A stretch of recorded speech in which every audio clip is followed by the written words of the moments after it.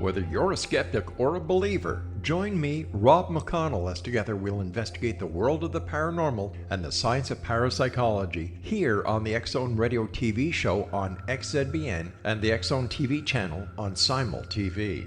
Since 1990, the X-Zone Radio TV show has been the place where people dare to believe and dare to be heard. Together, we'll investigate UFOs, aliens, ghosts, Bigfoot, psychic phenomenon, lake monsters, conspiracy theories, government cover-ups, the truth embargo, alien abductions, ESP, haunted locations from around the world, and so much more.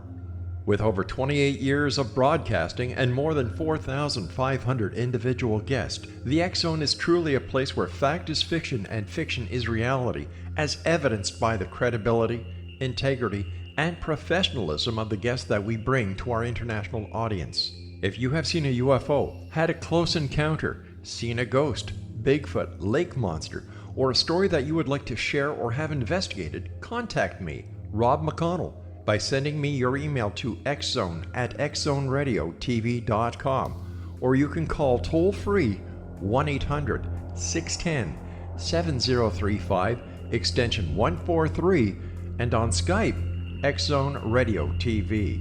For more information on the X-Zone Radio TV show with yours truly, Rob McConnell, visit www.xzoneradiotv.com or www.xzonetvchannel.com or simultv.com and xzbn.net. Until next we meet here in the X-Zone from our broadcast center and studios in Hamilton, Ontario, Canada, always remember, X-Zone Nation, keep your eyes to the sky and your heart in the light.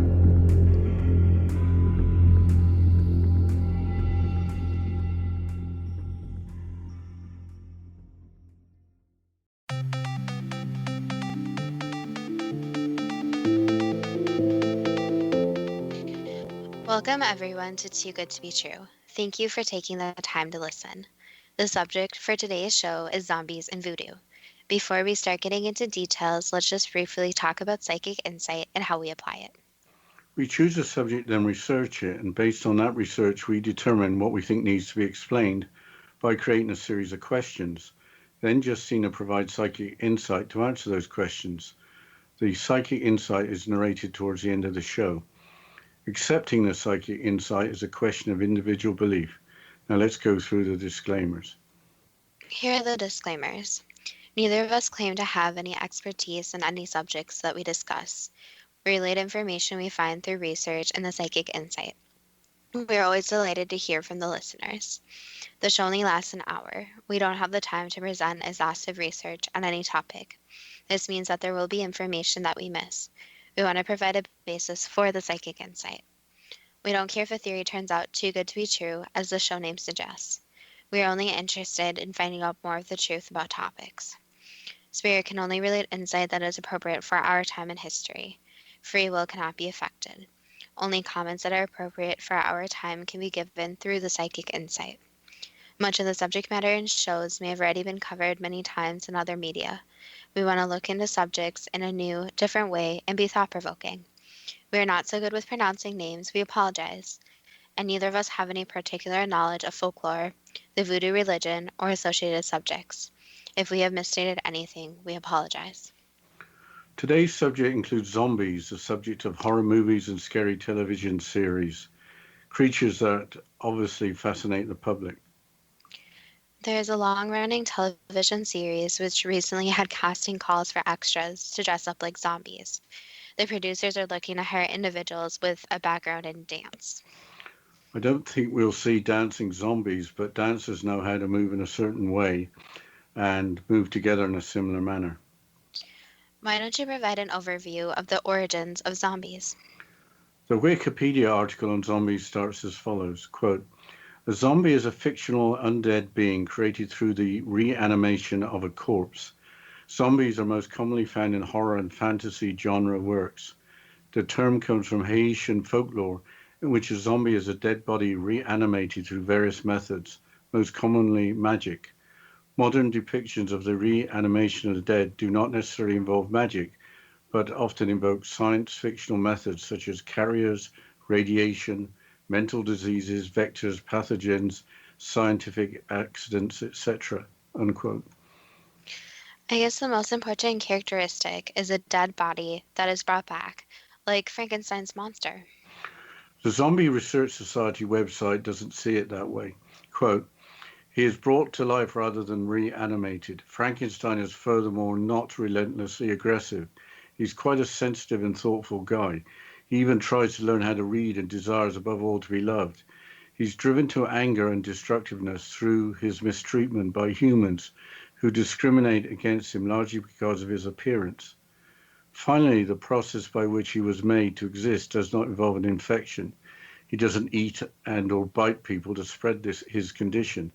In fact, he doesn't have a condition at all, except for the tragedy of his loneliness. When you're attacked or killed by Frankenstein, you don't turn into Frankenstein. Unquote. I think that most people, when they say Frankenstein, they mean the monster, not the creator of the monster. But an important idea here is that zombies are all the more scary because they can spread their condition, infecting others. They're also not alive in the normal sense with a beating heart. But why don't you talk more about Haitian folklore? Before I do that, according to Article 249 of Haitian law, it is a crime if a person drugs another, then buries the body while it appears to be dead, followed by digging the body up, bringing that so-called dead person back to life again. But regarding folklore, here is more from Wikipedia. Quote, zombies are featured widely in Haitian rural folklore as dead persons physically revived by the act of necromancy of a boker, a sorcerer or witch. The boker is opposed by the Hugan or priest and the Mambo or priestess of the formal Voodoo religion. A zombie remains under the control of the boker as a personal slave, having no will of its own. The Haitian tradition also includes an incorporeal type of zombie, the zombie astral, which is part of the human soul. A boker can capture a zombie astral to enhance his spiritual power. A zombie astral can also be sealed inside a specially decorated bottle by a boker and sold to a client to bring luck, healing, or business success. It is believed that God eventually will reclaim the zombie's soul, so the zombie is a temporary spiritual entity.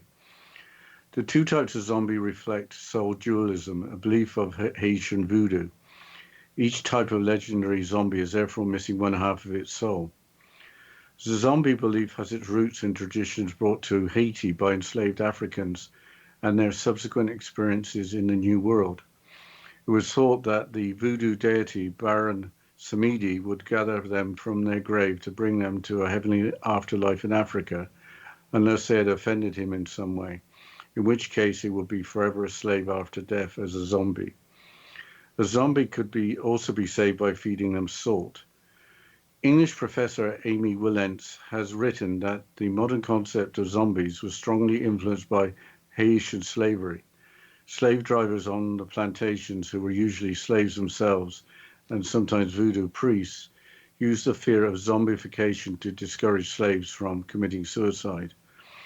While most scholars have associated the Haitian zombie with African cultures, a connection has also been suggested to the island's indigenous Taino people, partly based on an early account of native shamanist practices written by the Hieronymite monk Raymond Panay, a companion of Christopher Columbus.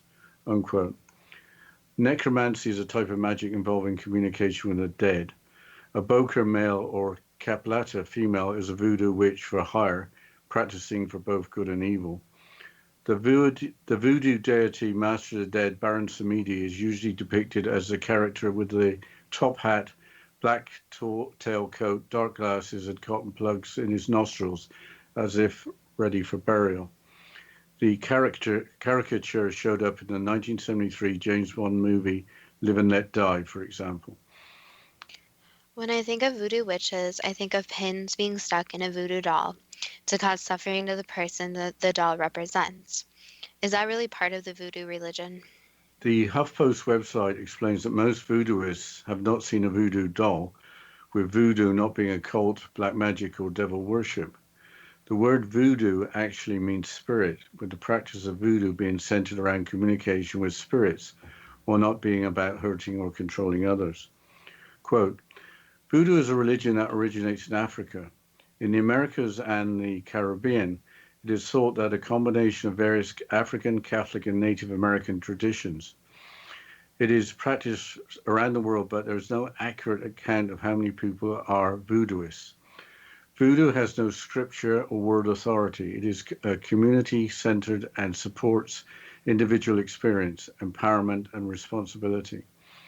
Voodoo is different in different parts of the world and varies from community to community. This is mostly about voodoo in New Orleans and Haiti, unquote. So, what do voodooists actually believe? The HuffPost article continues, quote, to understand what they believe, you have to first understand how a voodooist sees the world. Those who practice voodoo believe that there is a visible and an invisible world, and these worlds are intertwined. Death is a transition to the invisible world, so our predecessors are still with us in spirit. They watch over and inspire us. In addition to ancestors and loved ones we knew in life, there are the Loa, which can also be understood as archetypes of human personalities and others that embody more specific concerns or localities. Each Loa is actually a family of similar types. Voodooists develop relationships with the Loa to seek their counsel and help with concerns in the visible world. In some ways, this is not dissimilar to the secular practice of studying and honoring remarkable historical figures. For example, someone who wishes to affect social change might find inspiration from Martin Luther King Jr. or Mahatma Gandhi and feel a kinship with them. They may read their books, keep a poster of them on the wall, place significance on their day of birth or death, and try to live by their example. In a similar fashion, a voodooist develops a relationship with a particular Loa, seeks to understand and embody the principles they represent, connects spiritually in order to affect personal transformation, and manifest this energy in the visible world to help the living, unquote. Baron Samedi, as mentioned earlier, is portrayed as a Loa. Priests and priestesses were mentioned earlier, but what do they do? Here's more again from the HuffPost article. Quote, Voodoo has ordained clergy, Hugan priests and Manbo priestesses, that make a commitment to a spiritual path and can offer guidance when needed. But it is believed that each person is responsible for their own actions and capable of self-actualization. Voodooists especially place value on the strength of community for support and enrichment, unquote. Voodooists typically emphasize healing and social activism. How did voodoo get such a scary reputation? I think this is mainly down to how it has been portrayed in Hollywood, especially in horror movies. What is special about voodoo healing? I think we'll have to answer that question when we get back from the break, Justina. Yes, we'll continue after this short break, and you're listening to Too Good to Be True with Justina Marsh and Pete Marsh on the X Zone Broadcast Network, www.xzbn.net.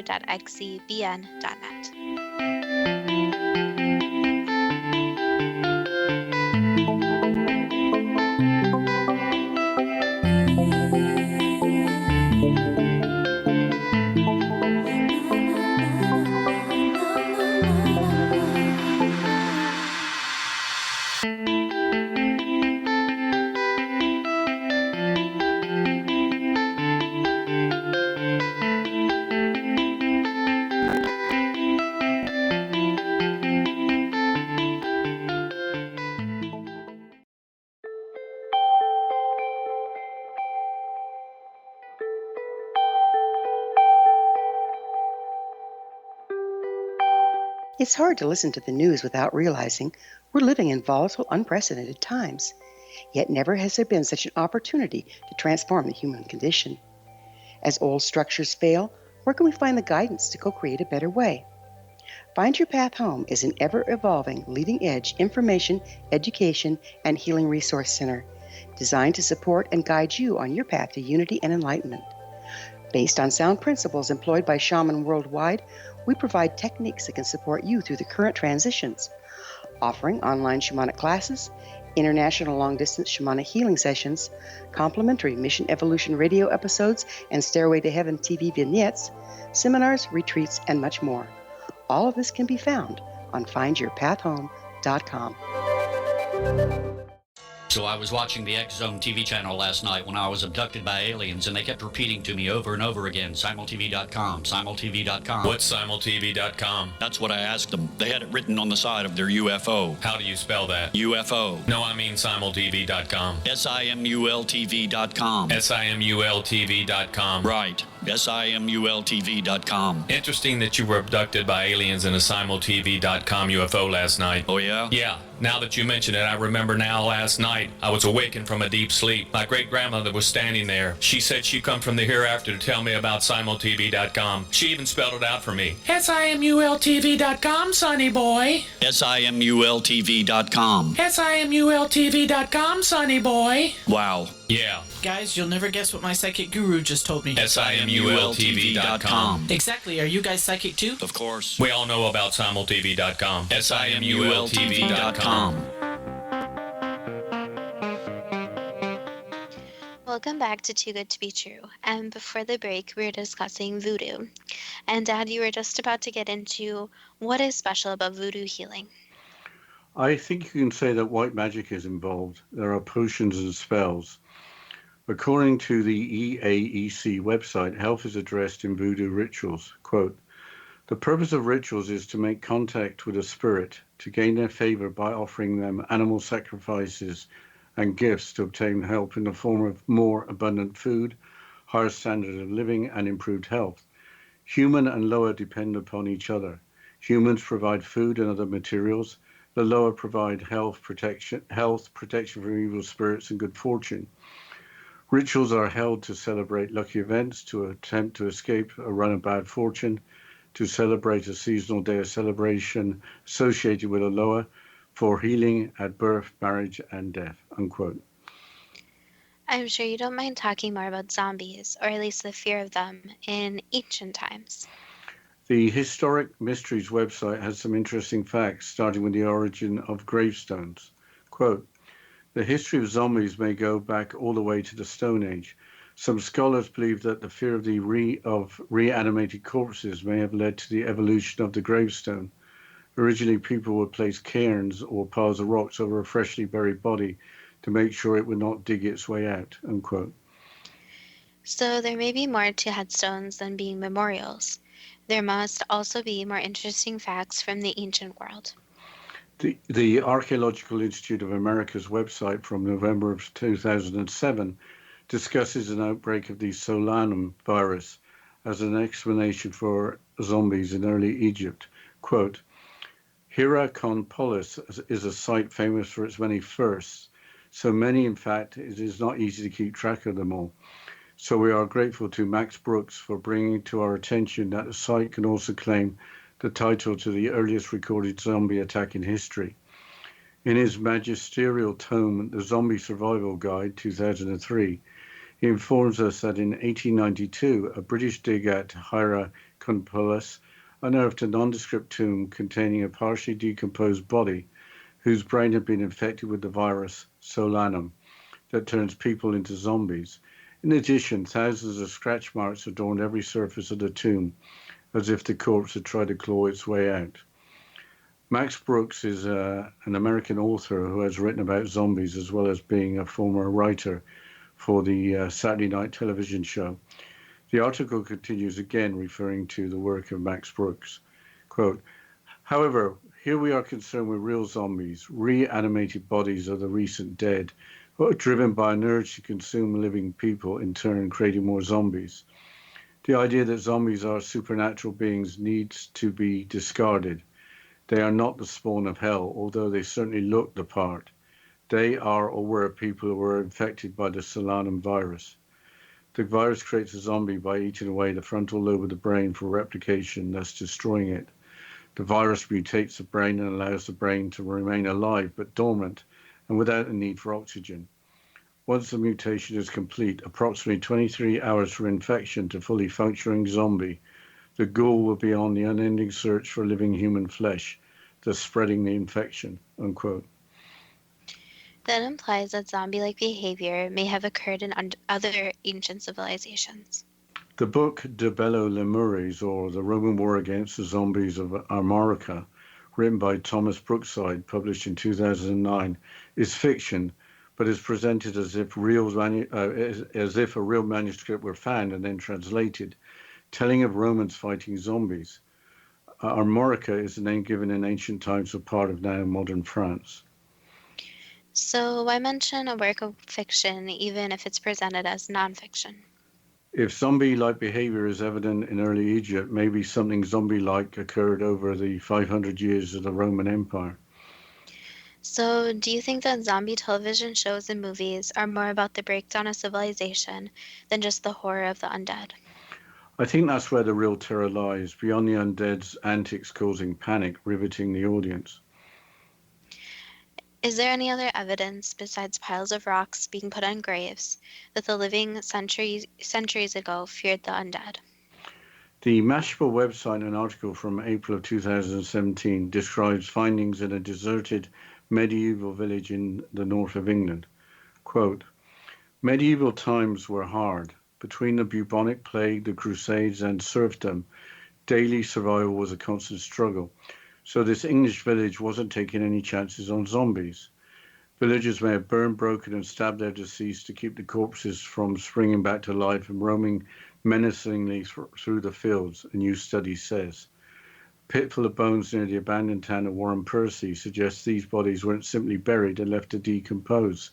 Sometime between the 11th and 13th centuries, villagers took a more proactive approach, a team of UK researchers wrote this week in the Journal of Archaeological Science. Belief in zombies, formerly known as revenant corpses, was widespread in Northern and Western Europe in the medieval period. It was thought that people who committed evil deeds in life took some of that ill will with them to the grave. The malevolent force was powerful enough to reanimate the bodies for round two of being a jerk. To snuff out that evil spirit once and for all, villagers would burn the bodies, break their legs, chop off their heads, cut out their hearts, and employ other unpleasant methods according to the study. The pit included 137 separate bones from at least 10 individuals who ranged in age from 2 to 4 years old to under 50 years old at death. Both genders were represented, unquote. Similar findings of mutilated human remains have been found elsewhere in Europe and also in the Middle East. I'm not sure how toddlers or a little older, alive or dead, would pose a threat to anyone. Are there human diseases that might have been interpreted as a person being undead in less enlightened times? Apparently, the deadly disease Ebola can make people seem to be dead with muted pulse and breath, for perhaps death to be assumed, with the victim later showing signs of being very much alive. Sleeping sickness, as transmitted by the tsetse fly, causes victims unable to stay awake in the day to go into a coma and die, or survive with brain damage. Rabies can make the victim have difficulty in walking, along with manic aggression that may result in attacks on humans.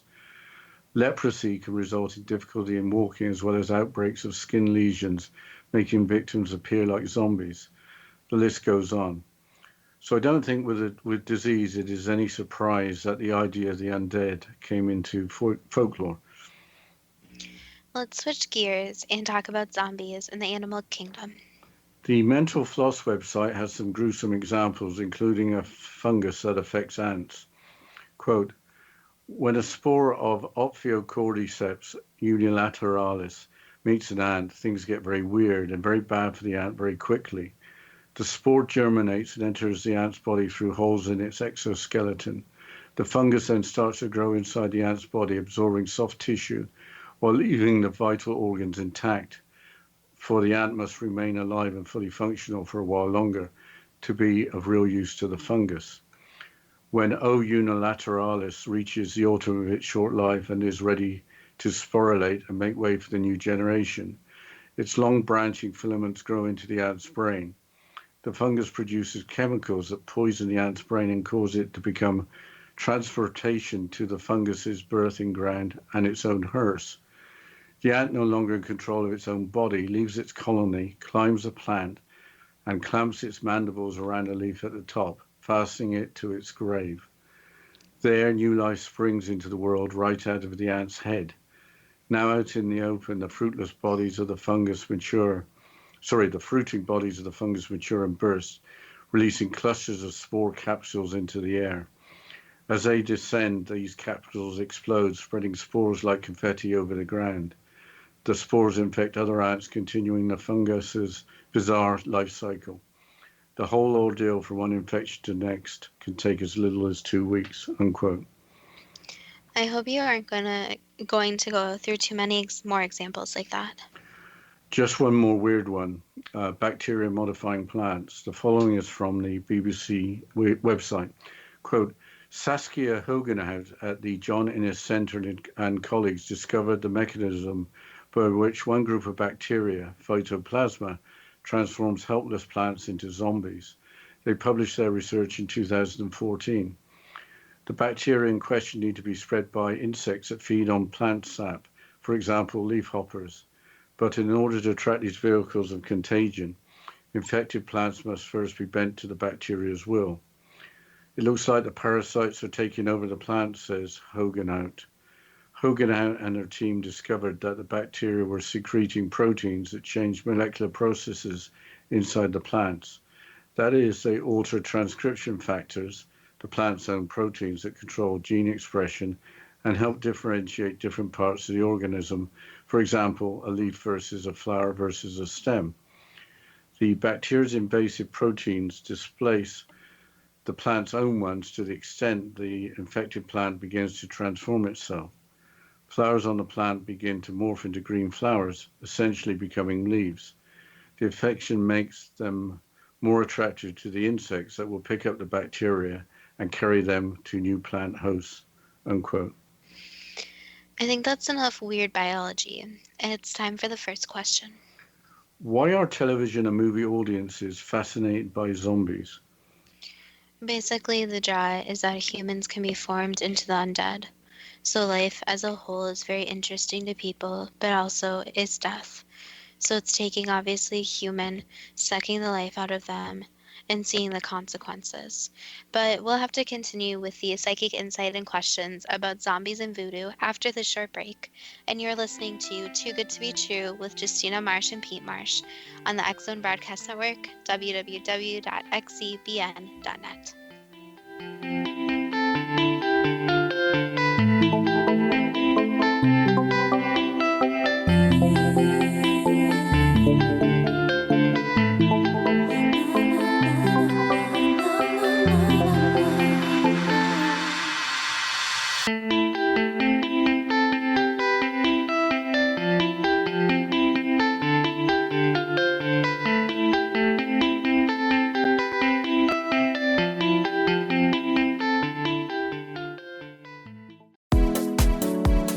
How would your life change if you could develop the business and personal skills that you need in order to make more money? Do you want to learn how to achieve your big life goals faster? Then go to findhiddenmoney.com and get the Goal for It online course. The course teaches you how you can set and achieve your biggest goals while completely overcoming the roadblocks to your goals so that you can realize your dreams and imagine more success. Go to findhiddenmoney.com. Memorable dynamic presentations are a not-so-secret weapon in the business world. Do you have a powerful message that must be shared, but you haven't found a way to deliver that message? Do you want to be known as a top public speaker who gets amazing results? Are you ready to create and deliver your powerful message?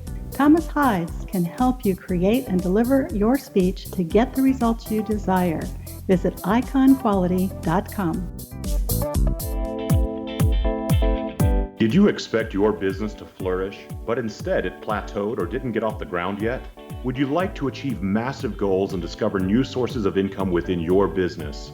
When you're ready to experience that type of success with fast results, Cindy Hendricks is the business coach for you. Her work with entrepreneurs and business owners has been life-changing. To get you and your business where you want to be, go to imaginemoresuccess.com. Has the fear of public speaking stalled your business or personal life? What would you give to develop and maintain supreme confidence? Have an invaluable private program to always perform at your best. Imagine how you would feel. You can have all that and so much more today with Thomas Hyde's life-changing course called Number One Fear Unleashed. Visit numberonefear.com and be liberated from your fear of public speaking.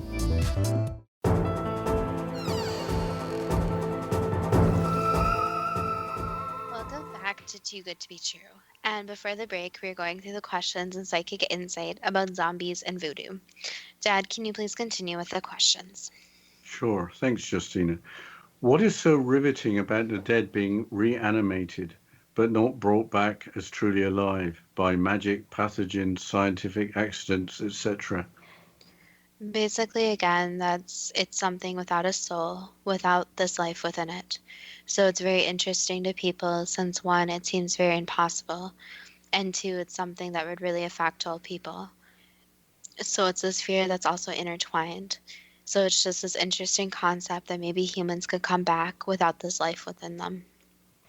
Is the idea that a zombie usually has a decomposing body, or does that arise from the idea that a zombie is really dead, but the body is merely animated?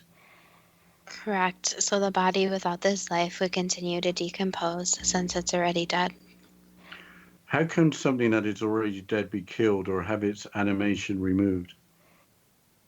That's a complicated question, but basically you can think of it as almost a monster. So almost something that isn't supposed to happen, but still does. So the simple answer is that it's something going against a series of life and death. So something, again, a monster. Where did the idea come from that if a zombie bites or kills you, you become a zombie and then want to attack and bite fully alive humans for them to become zombies? It goes back to just humans in general and their original existence.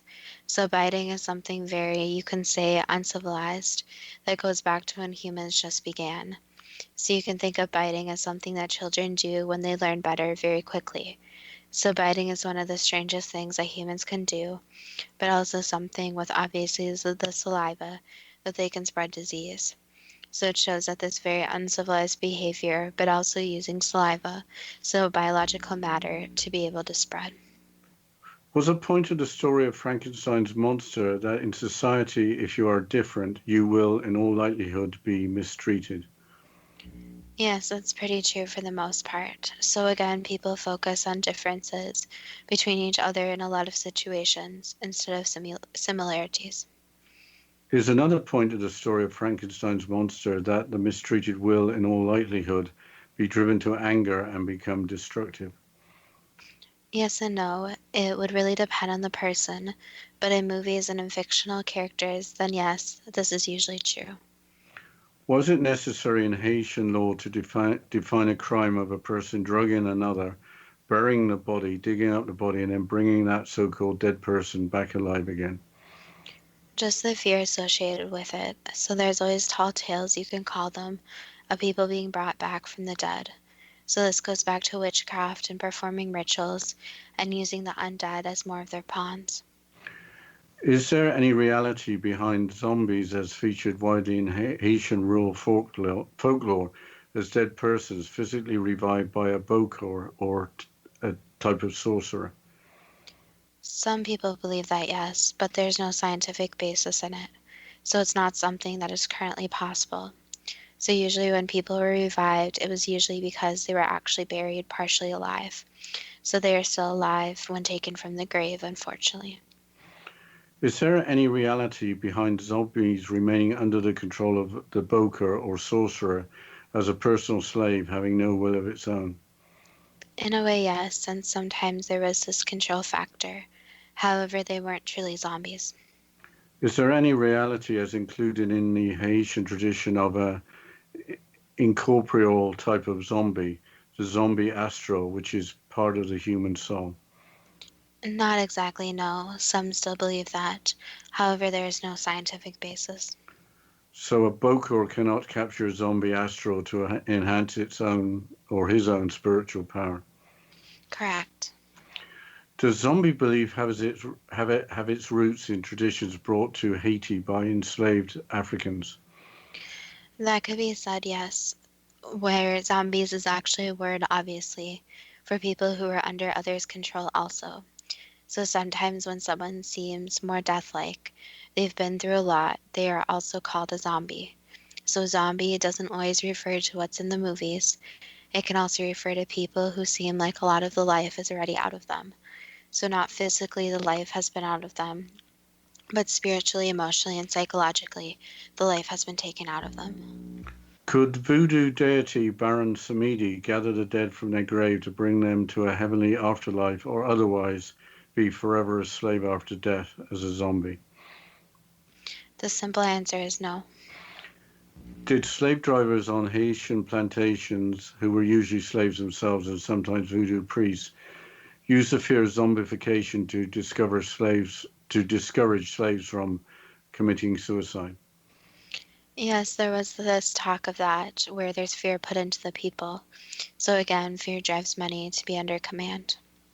Is there any influence on zombie or voodoo beliefs that from Haiti's indigenous Taino people as based on an early account of native shamanist practices?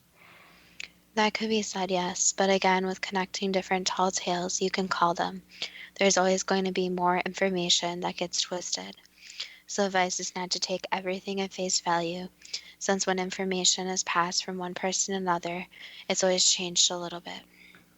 Why are voodoo dolls seen as part of voodoo magic when most voodooists have not seen a voodoo doll? Basically, again, this fear, so it's been put into the fear of haunted dolls, which could also be voodoo dolls. So it's this fear that this inanimate object could actually control life. So it's basically this fact of life to put into an inanimate object and use to control an actual living person. Has anyone ever been harmed by a voodoo doll along with its associated magic spell? That's a difficult question since it really depends on the belief of the person. So if someone really believes there's a voodoo doll of them and that they can be harmed by it, then they may have these psychological effects. So you can almost call it the placebo effect, where they will think their injuries, their negative symptoms are based on that doll. However, in the actual proven sense, there's never been any information that voodoo dolls actually cause harm. With the word voodoo meaning spirit, is the practice of voodoo centered around communication with spirits? Yes, it is. Is voodoo a combination of various African, Catholic, and Native American traditions? Yes. Besides Haiti and New Orleans, where is voodoo practiced around the world? Usually in smaller places, so some villages practice this, where it's basically their own type of voodoo. Why does voodoo have no scripture or world authority? Basically, that's one of the draws to it, that nobody is really in charge. They're in charge of their own journey. Why is voodoo community centered, supporting individual experience, empowerment, and responsibility? Basically encouraging each other on their journeys. So making it that each person has their own individual journey, but also gets the support that they need while on this journey. Why do voodooists believe that there is a visible and an invisible world and that these worlds are intertwined? Basically, you could almost think of it as a theory that there's different dimensions and the spirit world is very close. So that there's a spirit world with the spirits, ghosts, etc., but also the physical world. So the belief that basically everything is still intertwined. Why do voodooists believe that death is a transition to the invisible world, with their predecessors still with them in spirit, watching over and inspiring them? Basically, the belief that you pass on, you don't go very far. So instead of going somewhere very far away, you're still basically in the spirit world, not the physical world. Besides ancestors and loved ones who have passed, are there lower archetypes of human personalities that voodooists seek out for their counsel and help with concerns in the visible world? In their belief system, yes. So this can almost be compared to spirit guides. Do voodooists connect spiritually with a particular lower to affect personal transformation and manifest this energy in the visible world to help the living? Yes, that could be said. Why do voodooists especially place value on the strength of a community for support and enrichment? Basically, since the community can help with each personal journey, so you can go to them for the support to share your ideas when you're struggling. So the community basically stands as a support system so that the person can go through the tough times, but also very positive times. How did voodoo get such a scary reputation, especially that spells, as in the form of a type of witchcraft, could destroy or severely harm a victim? Basically because a lot of people don't know much about it. So when someone doesn't know much about something, they create this automatic fear. And in movies, television shows, even books, voodoo has always been seen as this negative thing. So it's very different to just have it seen just in a positive light, where people casually learn about the people rather than placing fear that they're just out to harm others. Is the purpose of voodoo rituals to make contact with a spirit to gain their favor by offering them animal sacrifices and gifts? Yes. Can spirits directly help with more abundant food, a higher standard of living, or improved health? In their thought process and how they believe is that the spirit world is so closely linked, so the spirits can still have an effect on the physical world. So if they help the spirits, therefore they will get something in return. So it's almost like having karma, where if you do something positive, you can get something positive in return. Don't think we got time for another question before the break, Justina. Well, we'll continue after this short break, and you're listening to Too Good to Be True with Justina Marsh and Pete Marsh on the X Zone Broadcast Network, www.xzbn.net.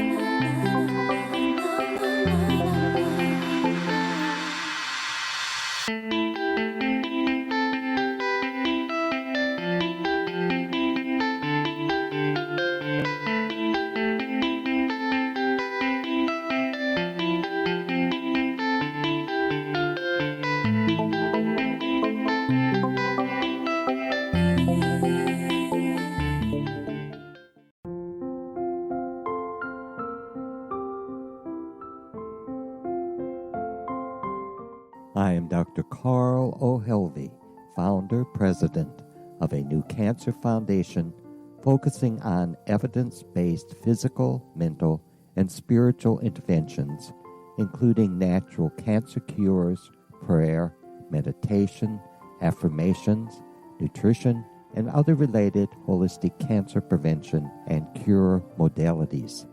These are used in cancer education, research, and financing care. I ask for your help to continue this important work by donating at www.holisticcancerfoundation.com.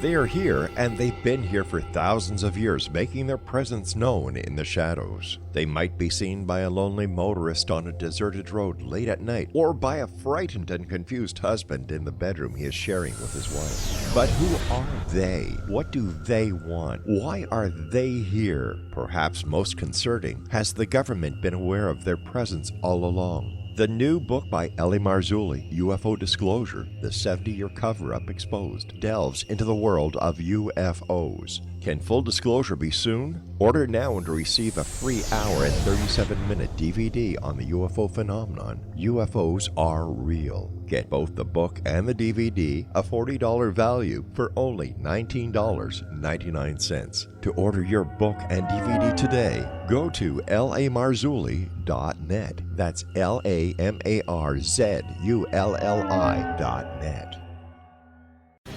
Christopher Fulton is a survivor of the national security state.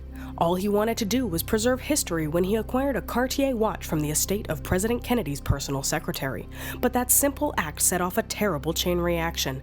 He was pursued by the U.S. Justice Department and the FBI, thrust into the middle of the U.S. government's Assassination Records Review Board, even monitored and pursued by the Russian government. All because that Cartier watch was the missing link of evidence, a timepiece worn by JFK that fateful day in Dallas, a link resulting in Christopher being incarcerated and attacked for 9 years years because he opened a hidden chapter in history. The intriguing journey outlined fully in Christopher Fulton's memoir, The Inheritance, is available now through TrineDay.com or Amazon.com. The Inheritance, Poisoned Fruit of JFK's Assassination by Christopher and Michelle Fulton is a must-read, an incredible tale of how easily our own government can overrule justice. The Inheritance, Poisoned Fruit of JFK's Assassination.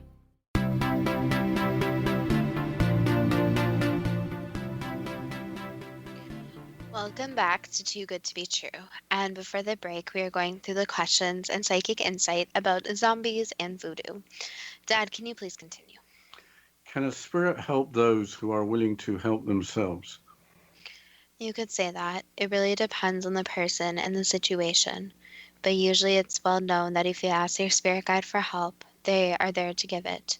So in that sense, yes, there are certain guides in the path. Do humans and Loa in any way depend on each other, Yes, you could say that. as in the case of spirit guides? Correct. Can voodoo rituals be used for healing plus help celebration of special occasions as well as helping with life-changing events? That could be said, yes.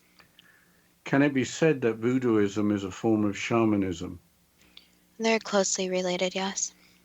Changing subject from voodoo, did the fear of reanimated corpses lead to the evolution of the gravestone from rocks being piled on graves? Yes, along with other different, more extreme methods as well. Did a British archaeological dig in 1892 at Hierakonpolis in Egypt unearth a tomb containing a partially decomposed body whose brain had been infected with the virus solanum that turns people into zombies? Zombies is a very loose word. So again, zombie can mean many different things. So it is not actually reanimating something that was once dead. Instead, it would be more taking the life out of the person. So if someone saw someone with that awful disease, they might think that they were a zombie. Correct, since they may be acting differently. So they may not seem like themselves. They may even seem very creepy. However, it's not actually the life of the person gone, and they come back to life. Instead, it's the disease is slowly killing them. So light is slowly being taken out of them.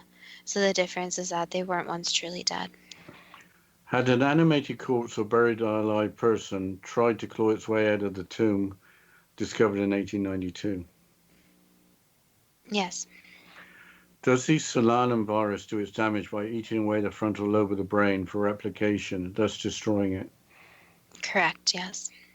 Does the solanum virus also mutate the brain to allow it to remain alive but dormant and without the need for oxygen? And not exactly, no. There's still some oxygen that's needed, just not normal levels. So once the brain is mutated, the infected individual doesn't search for living human flesh to spread the infection. Correct. There's no human flesh they are searching for.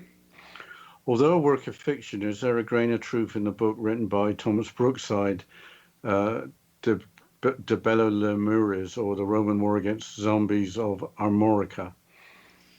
There's some truth in that, but again, it's very fictionalized in its writing. Did any zombie-like behavior occur among the conquered over the 500 years of the Roman Empire? Yes, when you beat someone enough, eventually they may start to becoming a zombie. So you can say that when someone becomes tortured, at a point they may seem like they're dead. Did the inhabitants of the now abandoned medieval community of Warren Percy break their bones, and stab their deceased to keep corpses from springing back to life and roaming menacingly through the fields? Yes, they had this fear that they would come back alive. Did this desecration of the bodies of the dead occur sometime between the 11th and 13th centuries? Yes. Was belief in zombies widespread in Northern and Western Europe in the medieval period? Yes. Was there the belief that those who had committed evil deeds in life took some of that ill will with them to the grave to reanimate their bodies to cause more harm? Yes, in some people's minds, this was very real to them. Was that belief the reason for villagers burning bodies, breaking legs, chopping off heads, cutting out hearts, among other unpleasant methods? Unfortunately, yes, they wanted to keep the dead dead. How could dead children aged 2 to 4 years old be considered a threat? They thought that anything could be coming back as a zombie, so that included children. Is Warren Percy just one example of corpses mutilated through the fears of the living in areas of Europe and also the Middle East? Yes, you could say so. Why was the medieval community of Warren Percy abandoned? Basically, for many different reasons, but the main one you could say is just disorganization and chaos. Can infection with the Ebola virus make victims seem to be dead with a muted pulse and breath? There are many different diseases that can make someone seem more dead than they are, so yes, this could be said. Can the diseases, sleeping sickness, or rabies give the impression that victims are the animated undead? Yes. Can leprosy, resulting in difficulty in walking as well as outbreaks of skin lesions, make the victim appear like zombies? Unfortunately, yes, since people are very terrified of multiple things, including skin lesions, and again, people who are different. Is natural disease a reason why the idea of the animated undead has been included in folklore? You could say so among spiritual and religious reasons. So again, it goes back to that there's a fear that something that's dead could come back alive.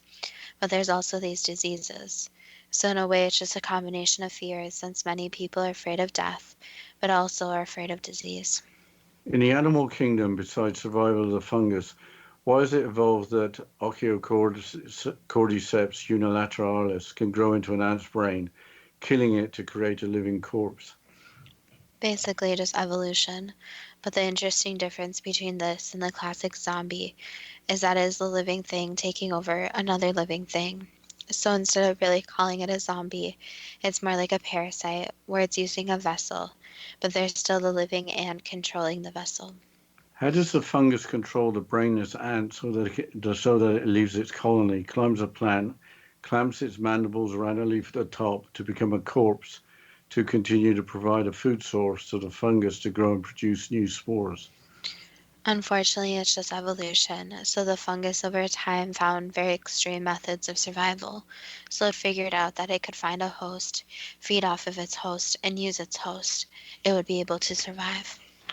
How does it help the planet that the bacteria phytoplasma can transform helpless plants into zombies?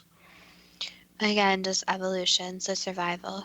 So very ancient bacteria, fungi, different organisms in general have evolved a lot greater means than a lot of animals, and obviously humans since they have had more time. Is there anything useful to be learned from a type of bacteria that can secrete proteins that change molecular processes inside a plant, altering the plant's own proteins that control gene expression to change the characteristics of the plant? Yes, this could be used to actually help with human diseases. So helping with not only changing plants for humans, but also eventually using this so humans in their own bodies could be altered. So this could really help with solving some diseases and solving the complex nature of how bacteria can also be inserted into humans and used as a positive thing. What can we learn from the folklore of zombies? Basically, people fear what they really don't know much about or the what if scenarios. So with zombies, they fear of them since one, there's the death and fear of death, but also the disease. So zombies are different, they're menacing, and in many cases, they are very difficult to stop. But at the end of the day, zombies basically belong in horror movies and are not something of reality. What can we learn from the voodoo religion? To stop judging a book by its cover. So if you really want to know more about the different religions, spirituality, etc., to really study it and not just judge it by what you see in movies or books or television shows. So to really watch documentaries, listen, read different works by these people, and stop just judging it and making your own decision once you know more of the information. So many different groups of people are just trying to form their community and help themselves and help others. And it doesn't always mean that every member is good. But for the most part, a lot of religion, spirituality are trying to do the best thing possible. And in a lot of cases, they don't know any different. So they're raised in this religion. That was the last answer. Are the practices and beliefs of voodoo too good to be true? That depends on what you are prepared to believe. Well, Voodoo and Zombies was your idea, and before this week, I thought that Voodoo was just witchcraft, and I didn't really believe in zombies. But it's very interesting that Voodoo is a serious, if disorganized or unorganized religion. Yeah, the first time I ever heard about voodoo was in a Scooby-Doo movie, so I don't think that really had much accurate information. But I think the biggest takeaway of this show for me was just instead of judging something based on what you see, for example, Scooby-Doo, instead looking into it and studying it yourself. And with zombies, it seems like it all goes back to something that people might fear. So they might just fear the reanimation of the dead. So it basically just goes back to fear. Yes, I'm kind of disappointed that our friend Baron Samedi, and I remember the character from Live and Let Die, there's no reality. Maybe that's a good thing, but I think the Baron made that movie. Well, I think it's interesting too that there is connections to the animal kingdom and the zombie-like animals, which is interesting. But it seems like there's not really any true zombies where something comes back to life. But on that note, I'll mention how to get in touch with us if you have any future suggestions and if you have any comments on today's show. You can go to our Facebook page at Too Good to Be True with the first two spelled TWO, or you can search us by 2GTBT on either Instagram or Facebook, or our website at toogoodtobetrue.net. And as always, thank you so much for listening, and we look forward to next week's show.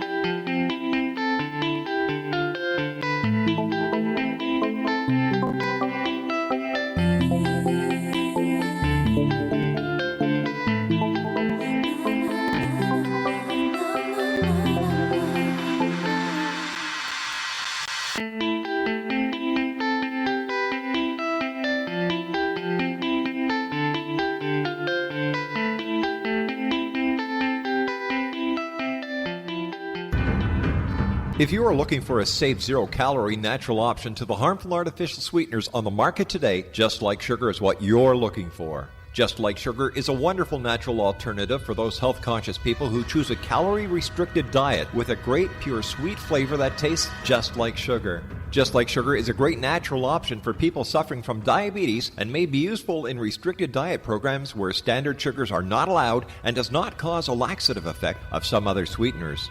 Just Like Sugar comprises a perfect blend of chicory root fiber, natural calcium, natural vitamin C, and Just Like Sugar's sweetness comes from the natural flavors from the peel of the orange. Just Like Sugar is a natural alternative to harmful artificial sweeteners and will change the way that you believe all natural sweetener products taste. Just Like Sugar is available at your local Whole Foods markets, Wild Oats markets, Henry's, Sun Harvest, and many other fine natural food stores in the U.S., Canada, and worldwide. They are here, and they've been here for thousands of years, making their presence known in the shadows. They might be seen by a lonely motorist on a deserted road late at night, or by a frightened and confused husband in the bedroom he is sharing with his wife. But who are they? What do they want? Why are they here? Perhaps most concerning, has the government been aware of their presence all along? The new book by Ellie Marzulli, UFO Disclosure, the 70-year cover-up exposed, delves into the world of UFOs. Can full disclosure be soon? Order now and receive a free hour and 37-minute DVD on the UFO phenomenon. UFOs are real. Get both the book and the DVD, a $40 value, for only $19.99. To order your book and DVD today, go to lamarzulli.net. That's LAMARZULLI.net. You have heard of the X Zone? Now watch it on Simul TV, plus 500 video games, live TV channels, free video on demand, worldwide, and more. Does this sound like tomorrow's television? Well, it is, but you can have it today, right now. It is Simul TV. Simul TV offers what the others only wish they could provide. 15 exclusive channels like X Zone, Sci-Fi, and Horror. We are worldwide. No other provider offers that. 500 built-in video games. No need to have an extra expensive system. We have them included. Free video on demand, live streaming events from around the world, interactive online network, and much more. Tomorrow's TV today. Simul TV. Sound too good to be true? Well, it's not. You can have Simul TV today. Sign up at simultv.com. Do it today.